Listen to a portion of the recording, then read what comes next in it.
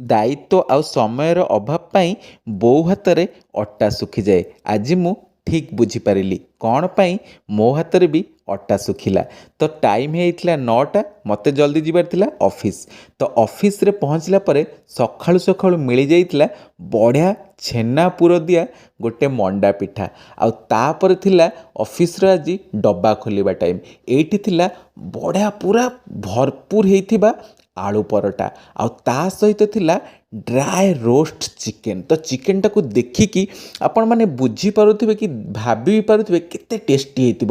ଆଉ ପରଟା ଭିତରେ ଆଳୁ ପୁରା ଭରି ଭରିକି ଅଛି, ଧଣିଆ ପତ୍ର, କଞ୍ଚାଲଙ୍କା, ଆଳୁ, ସ୍ପ୍ରିଙ୍ଗ ଓନିଅନ୍ ସବୁ।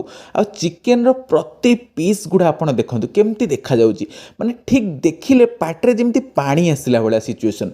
ଆପଣ ଦେଖନ୍ତୁ, ମୁଁ ସବୁ ପିସ୍ ଗୋଟେ ଗୋଟେ କରି ଭାଙ୍ଗିକି ଦେଖାଉଛି, ଆଉ ମସଲା ଗୁଡ଼ା ସବୁ ପୁରା ଭିତରକୁ ଯାଇଛି, ଆଉ ପରଫେକ୍ଟ କୁକ୍ ହେଇଛି। ଆପଣ ଦେଖିକି ଜାଣିପାରୁଥିବେ, ମୋତେ କିଛି କହିବା ବି ଦରକାର ନାହିଁ। ତ ଆଳୁ ପରଟା ସହିତ ଚିକେନ୍ ଡ୍ରାଏ ରୋଷ୍ଟ ଥରେ ଟ୍ରାଏ କରନ୍ତୁ ଭାଇ, ଏତେ କମ୍ବିନେସନ୍ ବଢ଼ିଆ। ଆଉ ଆଳୁ ପରଟା ମଝିରେ ଚିକେନ୍ ଡ୍ରାଏ ରୋଷ୍ଟକୁ ପୁରେଇବେ, ପରଟାକୁ ପୁରା ରାଉଣ୍ଡ କରିଦେବେ ଭାଇ, ଦେଖିପାରୁଥିବେ। ତାପରେ ଗୋଟେ ବଢ଼ିଆ ବାଇଟ୍ ନେବେ, ଓହୋ ଆପଣଙ୍କର ଦିନ ବନିଯିବ ଆଜ୍ଞା, ସତ କଥା କହୁଛି। ବୋଉ ହାତର ସେଇ ଅଟା ଶୁଖିବା ଆଜି ବହୁତ କିଛି ଶିଖେଇଲା।